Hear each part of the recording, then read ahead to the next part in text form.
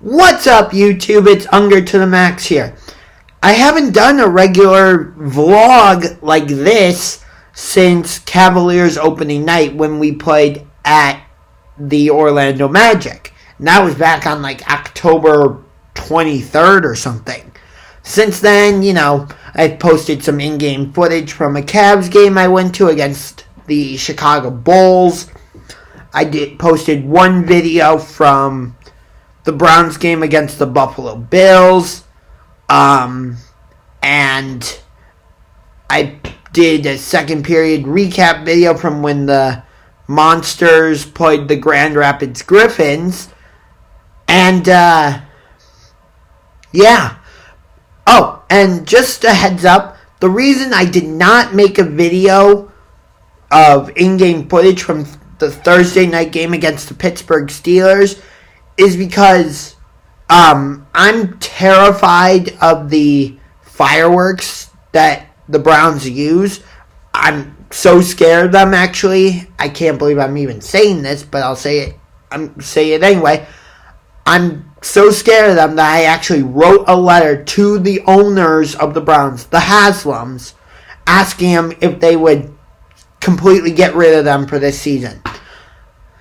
Unfortunately, we got the letter to them too late, and the stuff was already purchased, but, they'll get back to me and after the season, and maybe some changes will be made in the future. So we'll see. But, yeah. So, I don't like night games right now. I'm still trying to work through it, and, yeah, it was just really hard for me. So that's the only reason I didn't do in-game footage for Thursday Night Football, Steelers, Browns, which I will get to, the brawl that broke out at the end. And I'll give you my thoughts on that and, the suspensions that were handed out and the non-suspension that was I shouldn't say non-suspension. The suspension that wasn't handed out that I think should have been handed out. And I'm not just saying that because I'm a Browns fan. But I will get to that. First, let's talk some college football. Now, I know the playoff rankings already came out for this week. I know. The playoff rankings go 1, LSU, 2, Ohio State, 3, Clemson, 4, Georgia, 5, Alabama, 6, Clemson, 6 is Oregon, there we go, mistakes happen, what can I say, I forget 7 is Utah, 8 is Minnesota, 9, Penn State, 10, Florida. So, I know those were the rankings. Those were the official rankings. I get it. Trust me, I do. But, I'm still going to give you my rankings. And I want to see how much different they are than the actual rankings. So, here we go. Number 1, LSU. Again, these are my rankings. 1, LSU, 2, Ohio State, 3, Clemson. So the top 3 are the same. Here's where it's different. Number 4, I have Oregon. Number 5, I have Georgia. Number 6, Alabama. Number 7, Utah. Number 8, Oklahoma. Although they're going to drop because they're getting destroyed by Baylor right now. Anyway, number 9, Minnesota. They're going to drop because they just lost to Iowa. And number 10, Penn State. So, what do you think of my top 10? What do you agree with? And what do you disagree with? Now, you probably are wondering, why did I put Oregon at number 4? Here's my reasoning. I gave Oregon the edge over Georgia because Oregon has the better loss against a ranked Auburn team on a neutral site, whereas Georgia lost at home to an unranked South Carolina team. That's why. And the other thing I want to talk about with college football is college game day. Now, I know that sounds weird, but I'm going to talk about it anyway. College game day, this season in particular, has been SEC dominant. Let me take you through and explain what I mean. First game of the season that they went to, Miami versus Florida, SEC. I know they went to Georgia Tech against Clemson, but I don't really count that. And then week 1, Oregon versus Auburn, SEC. LSU, or week 2, LSU, SEC against Texas. Week 3, Iowa against Iowa State. Week 4, Notre Dame, Georgia, SEC. Week 5, Ohio State, Nebraska. Week 6, Auburn, SEC, Florida versus Florida, SEC. Week 7, Florida, SEC versus LSU, SEC. Week 8, Michigan versus Penn State. Week 9, North Dakota State versus South Dakota State. Week 10, SMU versus Memphis. Week 11, LSU, SEC, by the way, their third time on, against Alabama, SEC. Week 12, Oklahoma versus Baylor. Week 13, it's got to be Penn State against Ohio State, which I am very upset. Number 1, why is the game on Fox? And number 2, why is it a noon kickoff? It's number 9 against number 2, although I think Penn State is going to move up in the rankings because Minnesota lost today. Yeah. And I think Alabama might fall to number 6 because, yes, they beat Mississippi State soundly today, but they lost Tua for the season, which he's not going to be the number 1 overall pick anymore. It's definitely going to be Joe Burrow. And Joe Burrow is going to win the Heisman Trophy. I am telling you that now. And I'm going to say LSU beats Ohio State in the national championship this season, which I believe the national championship is at the Mercedes-Benz Superdome in New Orleans, Louisiana, which would be a rematch of when LSU played Ohio State in the BCS National Championship in 2008. And who won that national championship? LSU. There you go. Of course, it was Les Miles and Jim Tressel coaching those two teams in the 2008 national championship. Now it's Ed Orgeron for LSU and Ryan Day for Ohio State.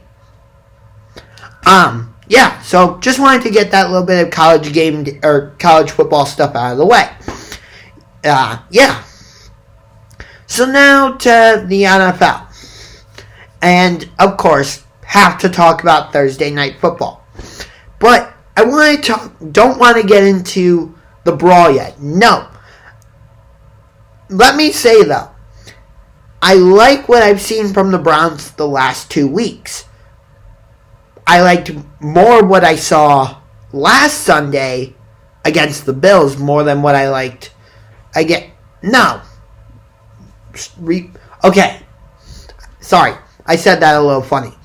I liked some of what I saw against the Bills on Sunday, and I liked some of what I saw on Thursday against the Steelers.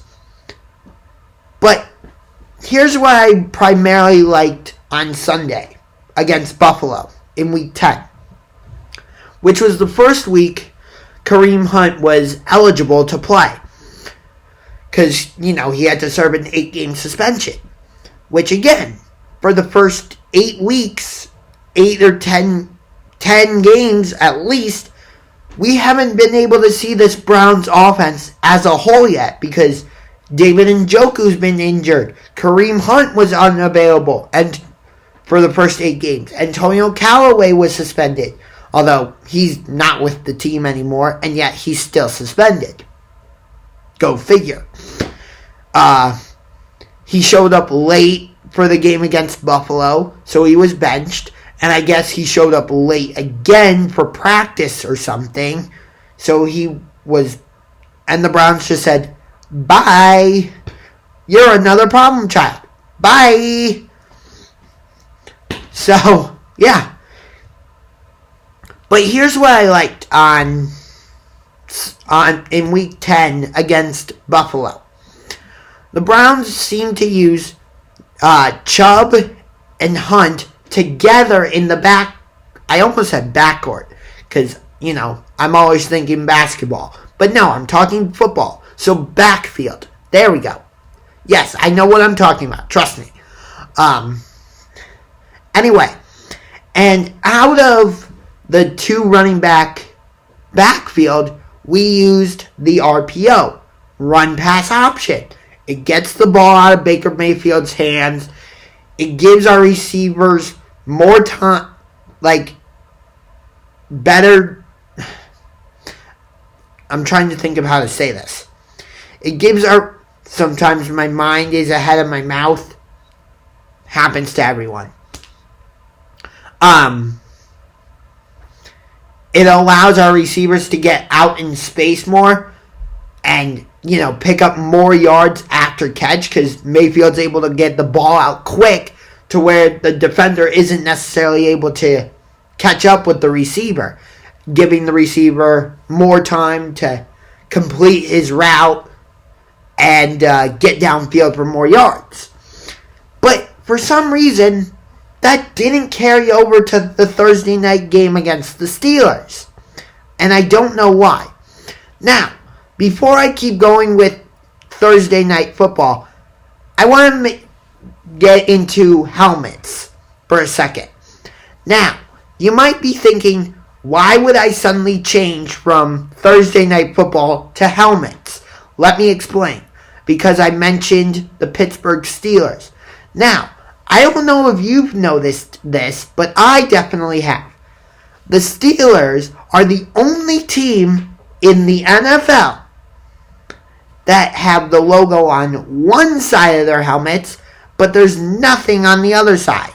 They have their logo on one side, and then it's just the black helmet on the other side. Nothing. The Iowa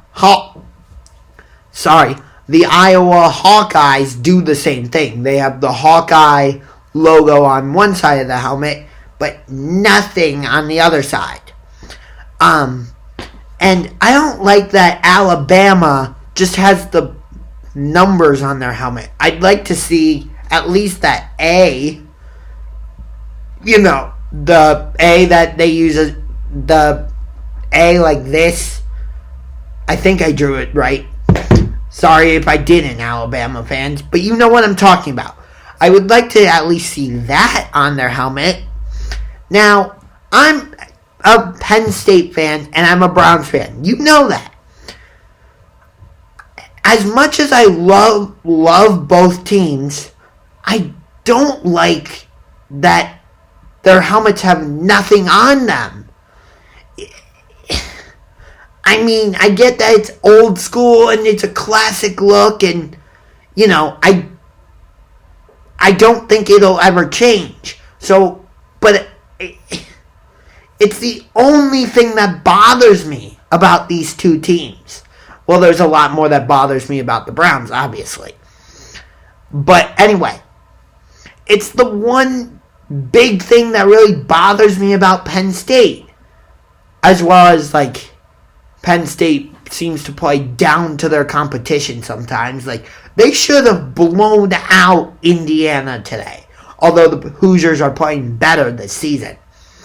But still, you're at home. I get it. You got spanked against Minnesota last week. Although Minnesota just lost to Iowa. Although it's always hard to go into Kinnick Stadium and beat the Hawkeyes. Ask Ohio State about how that went 2 years ago. Why do you think they didn't make it into the playoff? Because of how, not just because they lost to Iowa that season on the road, but it's because of how they lost, how badly they lost.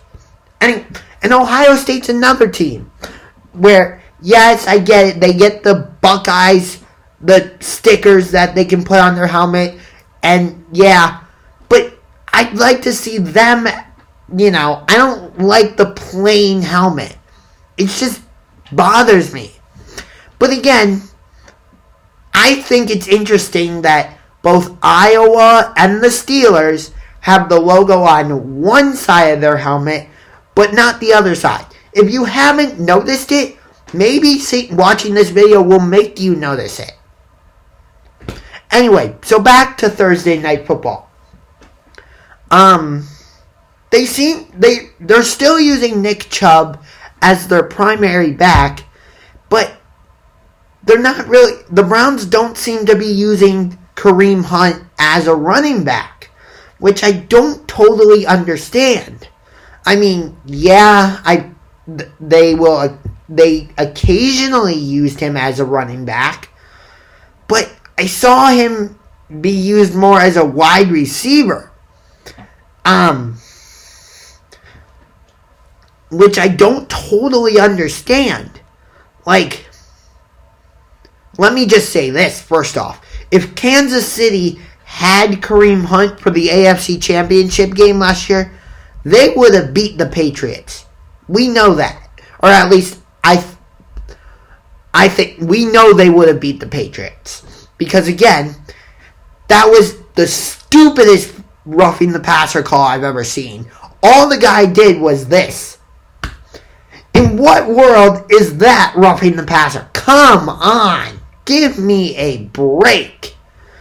And I believe I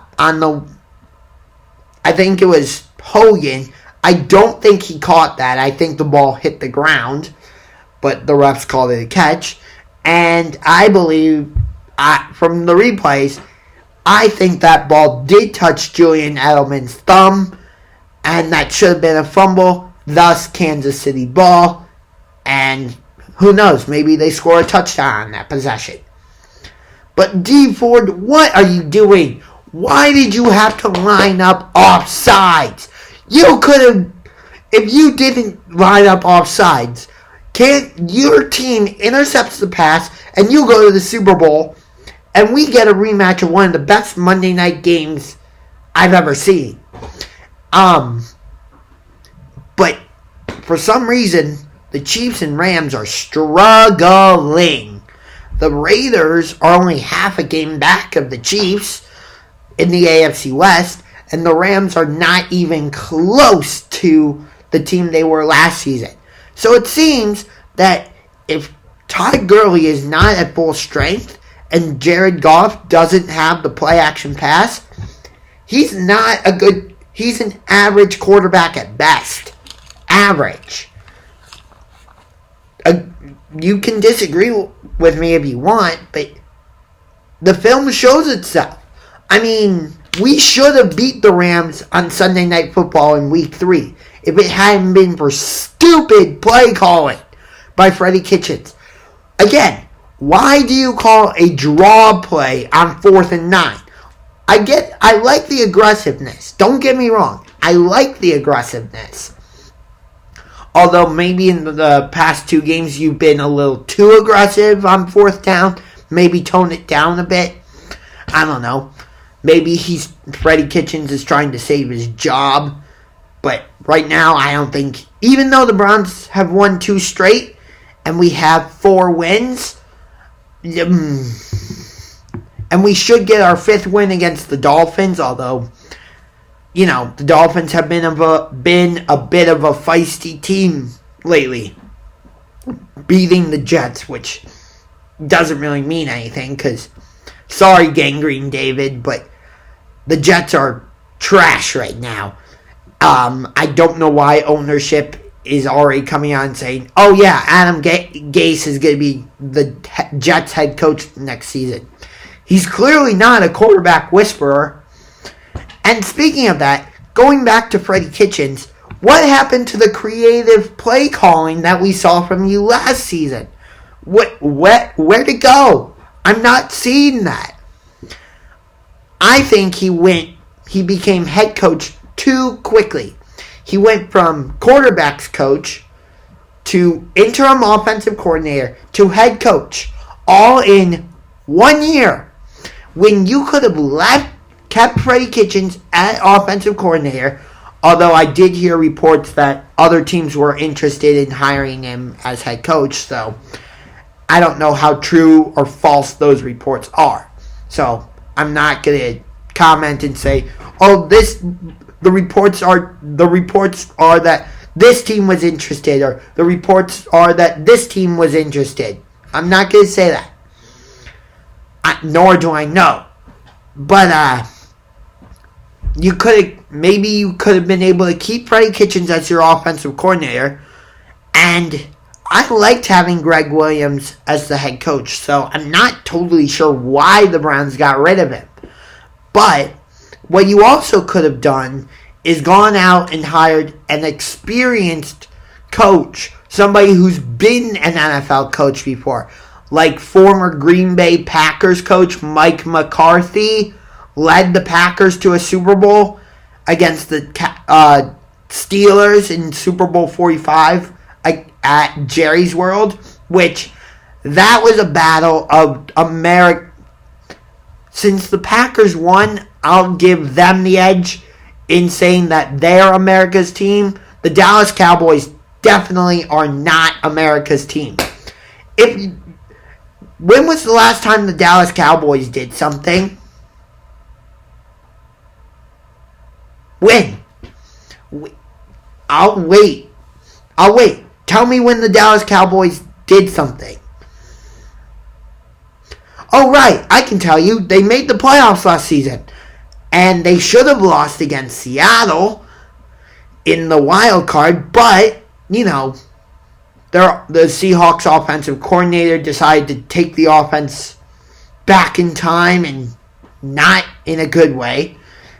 So they couldn't really get anything going. And they lost their kicker, Sebastian Janikowski. So, they tried to do an onside kick, and that went horribly wrong. And then, so Dallas wins that game, and then goes to play the Rams, and the Rams smash them with their run game. And the Cowboys have shown... The Cowboys have shown that same vulnerability this season with their run defense. That's how the Packers beat them. Yes, they had Aaron Rodgers, who is a bad man, as Stephen A. Smith from First Take likes to say. But Aaron Rodgers played really well against the Cowboys. But he's not the reason the Packers won that game. It's because of Aaron Jones. Why did the Vikings beat the Cowboys in Dallas on Sunday Night Football? It's because Dalvin Cook was able to run the ball all over the Cowboys' defense.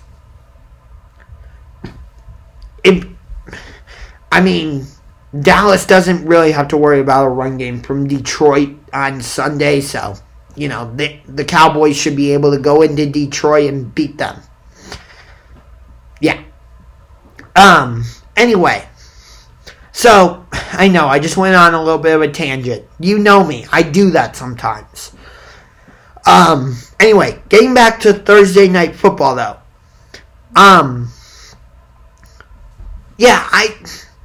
The offense for the Browns is extremely inconsistent. They don't have an identity. Okay, let me take you back to Week 6 against Seattle. Shout out to NorbCam. Thanks again for doing the video with me. Hopefully, I can do a video with you again before the Browns play the Seahawks in 4 years, which that game will be in Seattle. And I would definitely love to go to CenturyLink and go to that game. For sure. Anyway, so in week 6 against Seattle, in the first half, the Browns came out and they were using the short, quick passing game and to set up the run. Or it might have been the other way where it was use the run to, or it might have been the other way where they used the run to set up the short, quick passing game. But either way, they did well with it in the first half. Either way the gameplay was. I don't remember exactly if it was using the short, quick passing game to set up the run, or if it was using the run to set up the short, quick passing game. Either way, it worked. I know, I just kind of repeated myself. Oh well, my bad. Sorry. But in the second half, we went away from it, and I don't know why. And then we had no offensive identity week 1 against the Titans, except being penalized 18 times. And then week 2, never mind. But like 1 week, the Browns will come out and be a run team. And I'm like, okay, we're a run first team. Next week we come out primarily passing. I'm like, okay, we're a passing team. Next week, the next game we come out, nope, we're a run first team. And I'm just like, what are we? I don't get it. Yeah, I know. I'm sorry if I confused you in that little bit. What I'm pretty much trying to say is the Browns don't have an offensive identity. They seem to change who they are every week. And in the NFL, you cannot do that. I mean, yeah, you might want to change up your offensive play calling based on what the opponent's defense does, but whether that's a blitzing defense or if they sit back and play zone or if they're a man-to-man style defense, maybe you change, like, your offensive, not the type of offense you are. You don't change that. You just change your play calling. Maybe you implement new plays. Something like that. Which brings me to Patriots Ravens. Now, how did I get to that? Well, here's what I mean. So, I'm kind of getting this from Max Kellerman of First Take. And I think he has a good point. So, he was saying that Bill Belichick was trying to win the game, but more than anything, he was throwing different defenses out there on the field to see how Lamar Jackson would react. Because in the back of Bill Belichick's mind, he's thinking, I'm probably going to see this offense again in the postseason.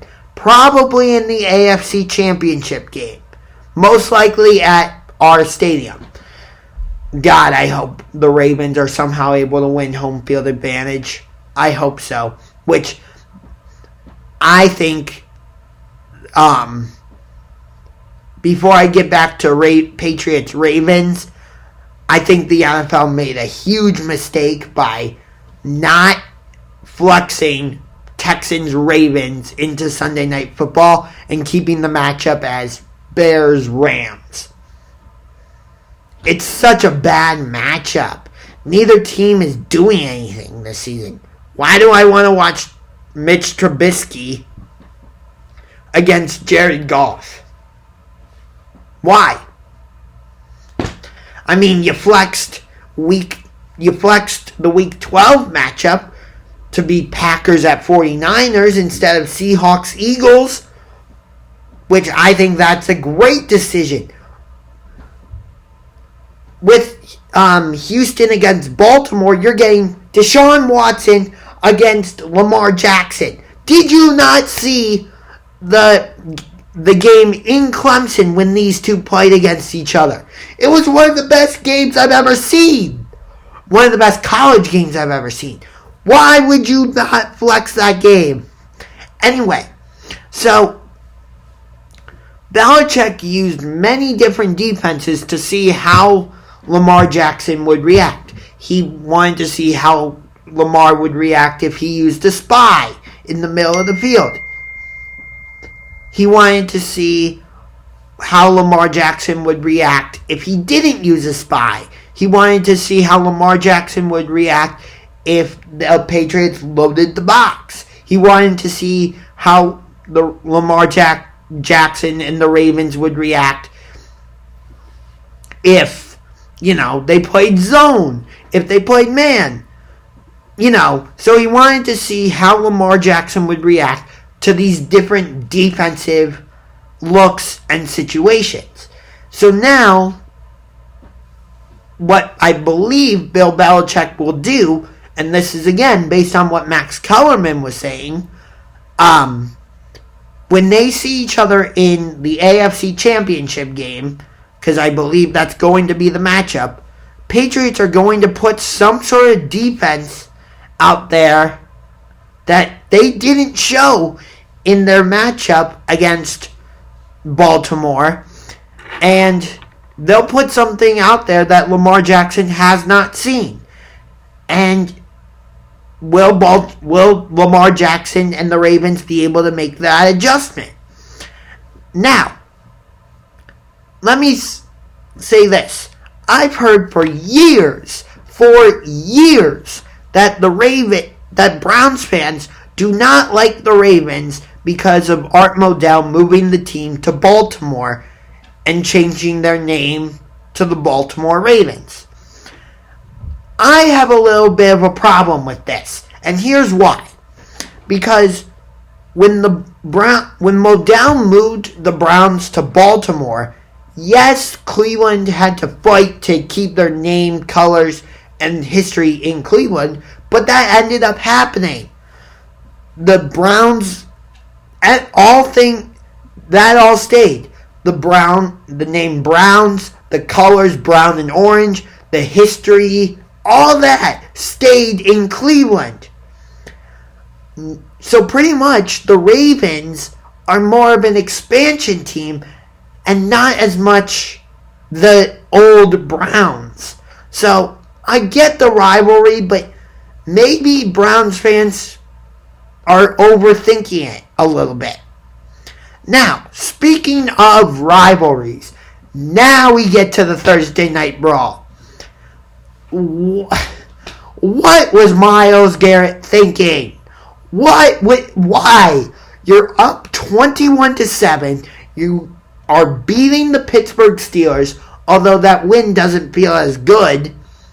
Number one, because of how the game ended, and number two, because it was Mason Rudolph in there, not Big Ben Roethlisberger. But anyway, there's 8 seconds left in the game, and I get it. Mason Rudolph initiated it. I'm surprised. I think he should have gotten suspended, but of course that's not what happened. He didn't get suspended. He ended up just getting fined. Sorry, got something in my eye super quick. Just cleaning my glasses super quick. Sorry about that. There we go. Okay, that's better. So, my apologies about that again. But anyway, did Myles Garrett get the right suspension? Yes, he did. He got... right when I saw what happened, I'm like, oh, the suspension is going to be for the rest of the season. He's not playing again this season. Not only did he get that, he got suspended indefinitely, and if he wants to get reinstated and be able to play again, he has to first meet with Commissioner Goodell.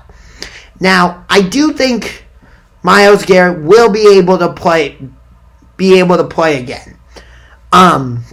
But it's definitely not going to be for the rest of the season, and it might not be for a couple games next season.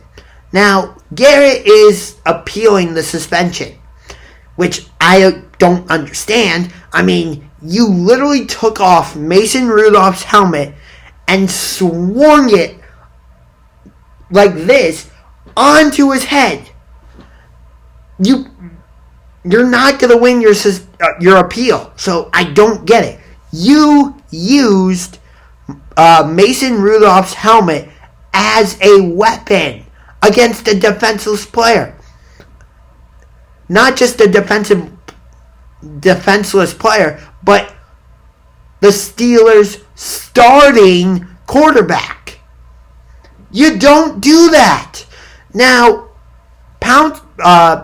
Steelers offensive lineman Mike Pouncey got suspended for 3 games. Do I necessarily agree with that suspension? No. I think he should have been suspended for 1 game because, yes, I get it. He kicked get one of the Browns players while they were down. I don't remember who it was, but he was doing that to defend Mason Rudolph. He was defending his quarterback. So I agree with the suspension, not necessarily the amount of games. And Ogunjobi, yeah, he threw some punches and all that, gets suspended 1 game. But that's against the Dolphins. I think our defensive line will be fine. And both teams got fined $250,000, which is equivalent to $250,000. I would say Steelers-Browns is once again a rivalry. Now, I texted this to several friends of mine who are Steelers fans. This is exactly what I said. Let me see.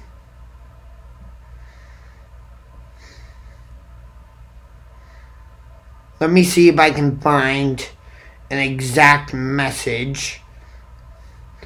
Oh, I said, I am not going to be trash talking you today because, yeah, the Browns won, but under no circumstances can I be proud of the team after that shitty ending.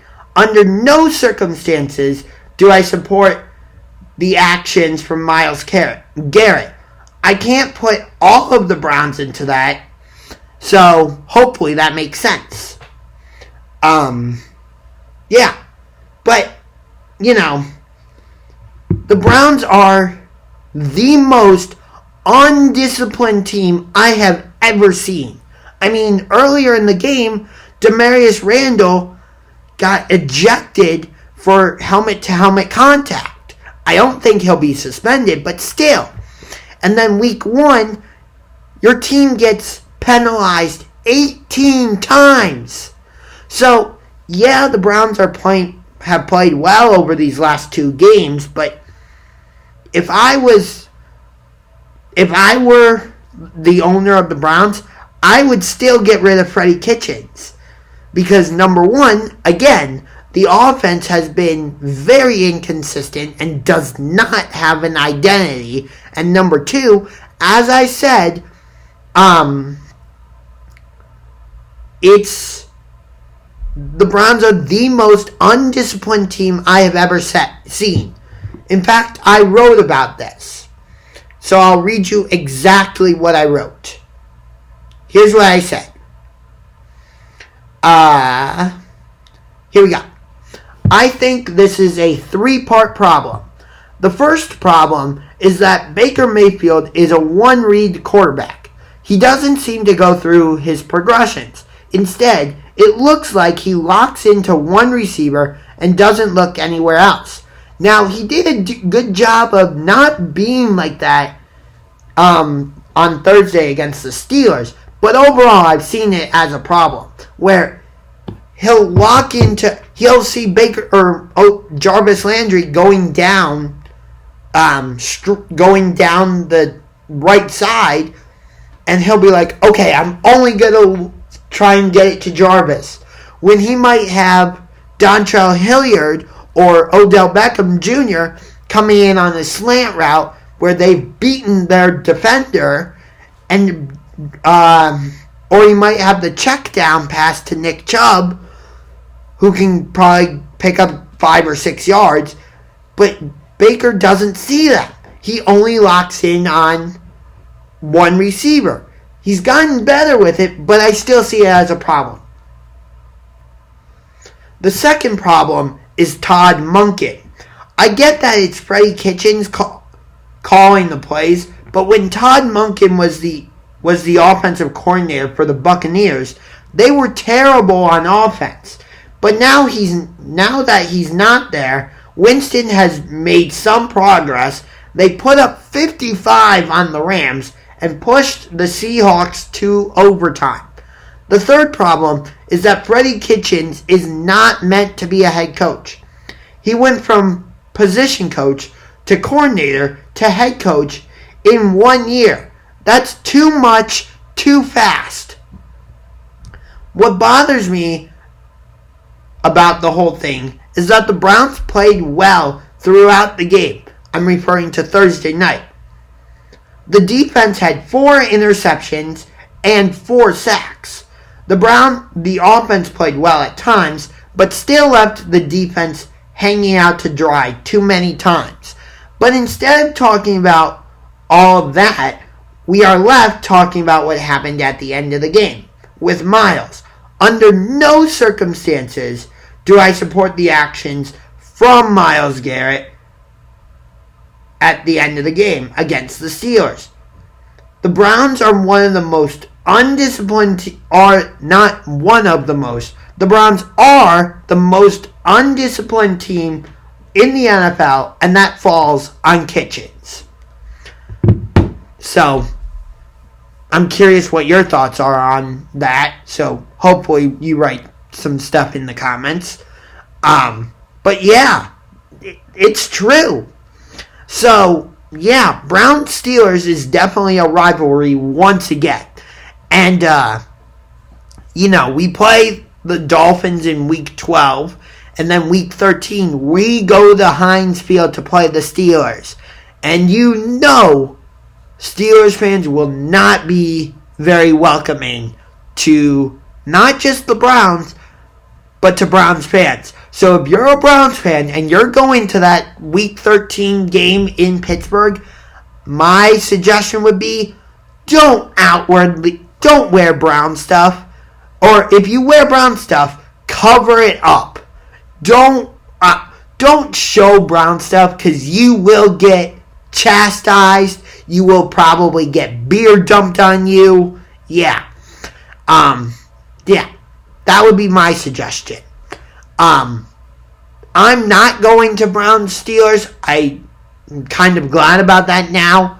I did go to the game in Pittsburgh a few years ago when the Browns were absolutely terrible, and I had a great time. I was talking with Steelers fans. Then again, I do that almost every game. I'll talk to opposing fans and, have a good time with them, get into conversations. I was talking to a Steelers fan on Thursday, and I'm like, and I was telling him, the team I respect the most in the AFC is the Steelers. They go about their business the right way. I mean, look at how they handled the situation with Ryan Shazier. They didn't cut him. They've kept him on the team. They've done everything they can to support him. I mean, and they legitimately have 6 Super Bowls. They didn't cheat in any way. They did not cheat in any way to get their 6 Super Bowls, unlike the New England Patriots, who have cheated to get their 6 Super Bowls. Hence why I continue to say Tom Brady is not the GOAT. Drew Brees is the GOAT. Again, Brees pretty much won that Super Bowl for the Saints. I mean, yeah, Tracy Porter had the major interception at the end, and they the Saints were able to recover that onside kick at the beginning of the second half. But Drew Brees pretty much led that team to the Super Bowl. He was Super Bowl MVP. He had Reggie Bush, Robert Meacham, Marquise Colston, Jeremy Shockey, and Devery Henderson. That's all he had. Brady's had Gronkowski, Hernandez before he went crazy, Randy Moss, Wes Welker, Julian Edelman, Danny Amendola, Chris Hogan. So Breeze has set all these passing records and touchdown records and all this and that with far less than what Tom Brady has had. That's also part of the reason why I say Drew Brees is the GOAT and not Tom Brady. So that's going to do it for this video. Hope you enjoyed it. If you did, punch that like button like a UFC fighter. Speaking of which, I hope that a trilogy fight happens between Daniel Cormier and Stipe Miocic, because that is a true trilogy fight that needs to happen. Cormier won the first fight. Miocic won the second fight. Fans are saying, there needs to be a trilogy fight between John Jones and Daniel Cormier. No, there doesn't need to be a trilogy, because Jones won the first fight and he won the second fight, although it was later determined to be a no contest due to an illegal substance taken by John Jones. But Cormier has not beaten John Jones once. So there's no need for a trilogy fight. Again, Cormier beat Miocic the first time at UFC 226 by knockout. And then Stipe Miocic returned the favor at UFC 241 by knocking out Cormier.